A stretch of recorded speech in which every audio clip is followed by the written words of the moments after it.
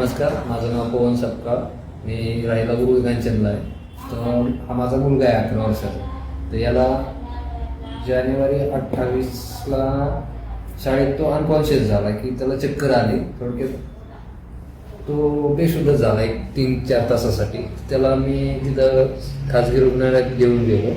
तर त्यांनी तिथं सलाईन वगैरे लावले तरी तो काही जागेवर म्हणजे असा शुद्धी आला नाही. 2.5 ते 3 तासांनी तो शुद्धी आला.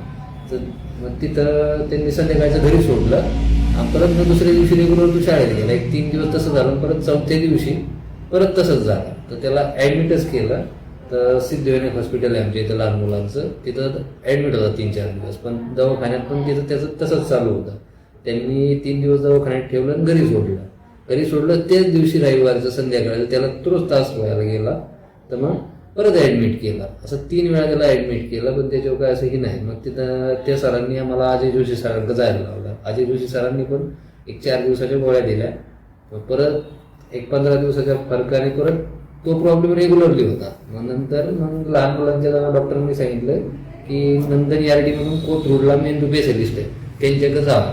तर त्यांच्या इथं EEG केली. तर त्यांनी असं सांगितलं की त्याला एकतर रक्तपुरवठा जास्त होतो किंवा एकदम कमी होतो. त्यामुळे तो अनकॉन्शियस होतो आणि वेळ घेतो.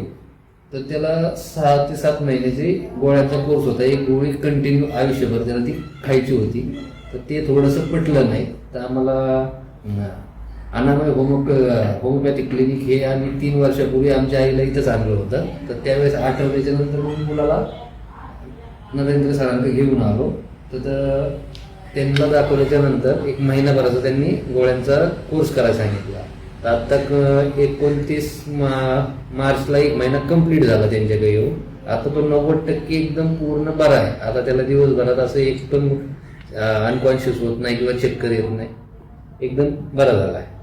कोणाला साधारणतः किती वेळा तो म्हणजे 1-1 तासात कॉन्शियस जायचो? तो दिवसातून तासात व्हायचा किंवा 15 मिनिटात झालं तरी परत 15 मिनिटांनी व्हायचं. असं दिवसातून 20 ते 25 वेळा त्याला रेग्युलरली व्हायचं. आता त्याला तसं होतच नाही.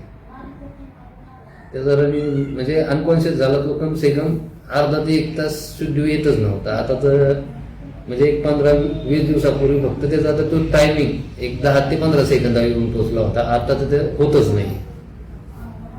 होमिओपॅथी उपचाराने इतका बदल झाला? होमिओपॅथिक उपचाराने पूर्णपणे तो आता 90 ते 95% क्लिअर आहे. थँक्यू.